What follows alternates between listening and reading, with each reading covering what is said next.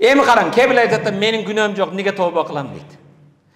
Көпчүлүк адамдардын намаз окуганына карабастан орусчарда айтат связка слов. Кээде сөздүн арасында сөгүнөт.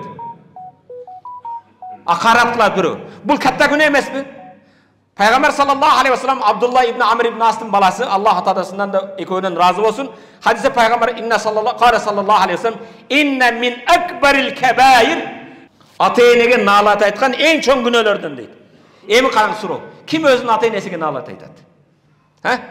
Кыйла я Расулалла, кейфе ел'анur rajul валидей? Я Расулалла, адам канты өзүнүн ата-энесиге ак сүтүн берген, тарбия кылган ата-энеге ким ланат айтат dedi. Пайгамбар айтты. Кала ясуббур rajul абар rajul.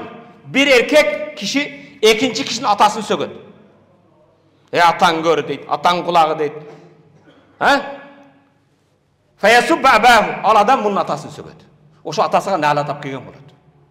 Ва ясуббу уммаху, бирөө менен айткан о деп энесин сөгөбү? Ал адам мунун энесин сөгөт. Ошол адам энесинин сөгүлүшүнө, акарат болушуна себеп болду. Бир эң чоң күнөөлөрдөн бирөөсү дейт. Урматтуу мусулман бир тоо. Неге тооба кылам дейсиң? Бирөөнүн энесин сөктүңбү? Сен өзүңдүн энемди сөгүп атам деп түшүнгүн.